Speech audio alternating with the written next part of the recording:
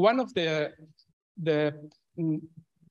work that we had to do within the governance task in the grant agreement was to develop a socioeconomic impact assessment methodology. So it was not to conduct an economic evaluation, but to develop the methodology that would be used by those that want to adopt interoperate solutions in order to see if it brings value for the adopter.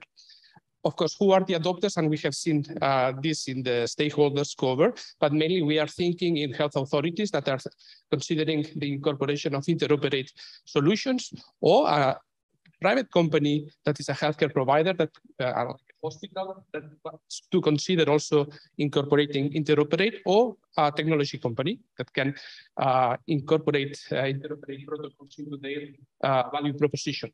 So the idea of the socioeconomic impact assessment is following a traditional stepwise process, which is the problem first. Determine if there is alternatives to the intervention that you want to do.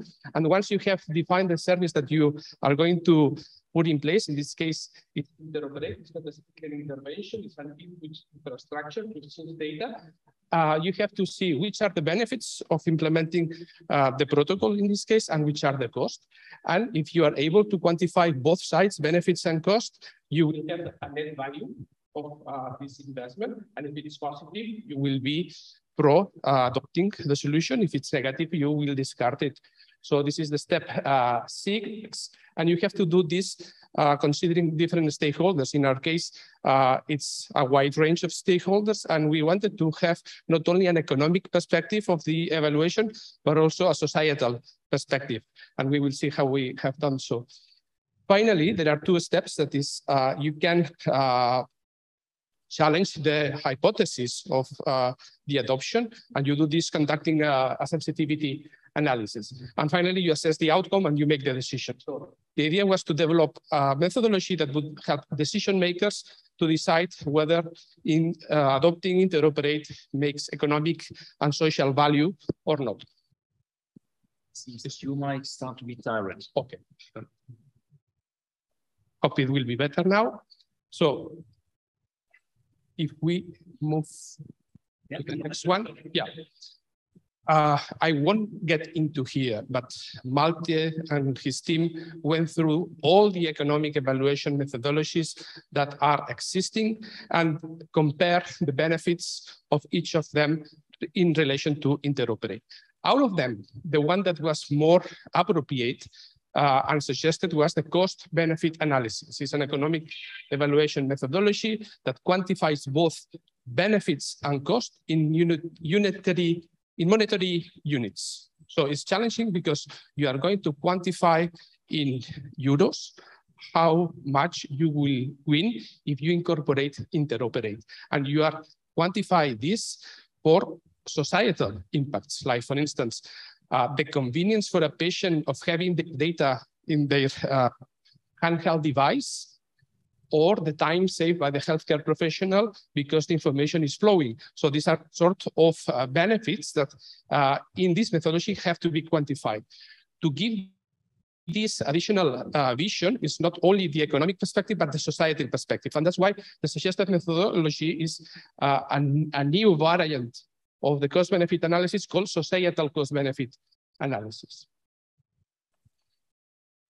I won't go through the rest because it would be full cost. So what is proposed as methodology and tool have some key characteristics related to interoperate, but basically is proposing this methodology, the social cost-benefit analysis, and providing as an option the assist tool. Is an economic evaluation methodology developed by Empirica in the context of another project that can be helpful for interoperate.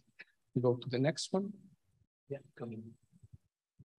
So for each stakeholder, and you can see here, patients, healthcare professionals, healthcare payers, governance bodies, they analyze the impact, societal, healthcare, economic, and research impacts.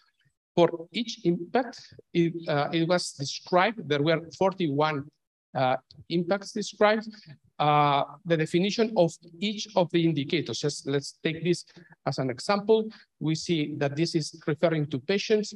The impact on patients is increased convenience. And here is the proposal of how to measure this through willingness to pay survey to healthcare, to patients. So we have the impact, we have the stakeholder affected, and the methodology to quantify this impact.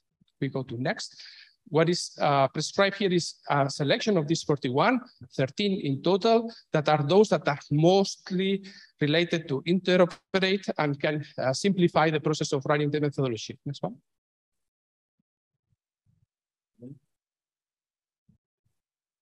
This is the list of the 13. This is just a sample of them.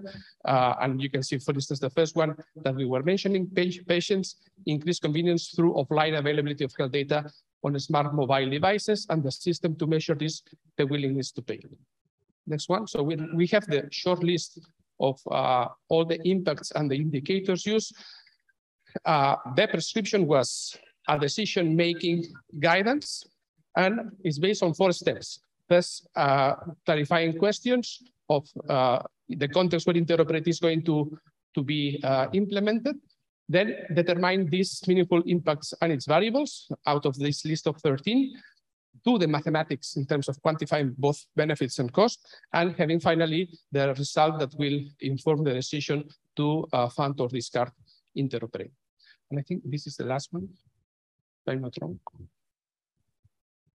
Well, there are some limitations and challenges, and this is related to the quality of data, the possibility of running sensitivity analysis with Monte Carlo simulation, the problems with bias and false negatives. But this is better explained, and I'm taking the opportunity to announce that this methodology is a public document of the project, and it will be available at the end of this month in the Interoperate website. And that's all for the socioeconomic impact assessment.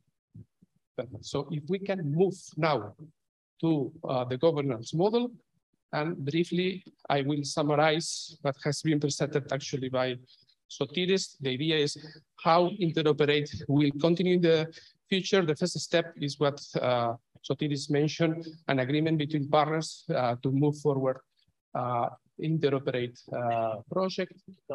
Yep. So you can maybe go to the last slide, because this is the summary of the last. Yeah, because the last. This one? Still not. One. No, sorry. Sorry. Well less. Well less. Thank you.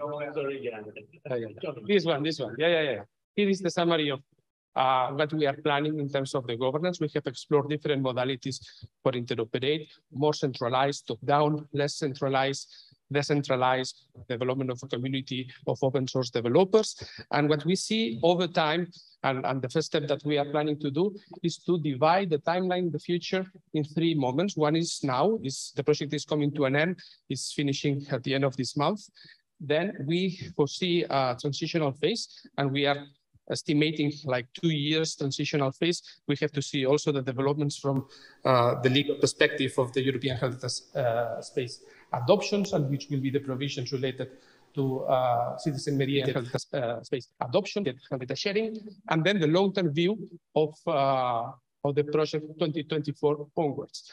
As the first focus, and based on the exploitation plan, the focus on the key exploitable results is the first activity that this new entity or this agreement will convey. Second is the development of this community around interoperate. We like to call it ecosystem, because it's not only the community of open source developers, but also health tech companies that are interested in interoperate solutions and create connections and develop ultimately a health data ecosystem. And finally, related to the European health data space, the possibility of interoperate as a neighbor of this health data ecosystem. So as first step, we are foreseeing a memorandum of understanding between partners, and here we will define the rules to join the interoperate initiative, the community and the ecosystem, sooner or later, we will have to think in an executive agency that will take care of the technology and the business development side and policy advocacy of interoperate, and in the long run would be joining an ecosystem complying with interoperate principles. And here we have to see more in terms of the development in regulations. So these are the 3 steps. Clearly, the first one is the one that we are defining, and the second has to be discussed within the context of the consortium. This is the governance model for interoperate and the road ahead for the future to put into practice the exploitation plan and providing tools to adopters to evaluate the decision of going ahead with interoperate solutions. I leave it here. I want to thank you for your patience to be until now.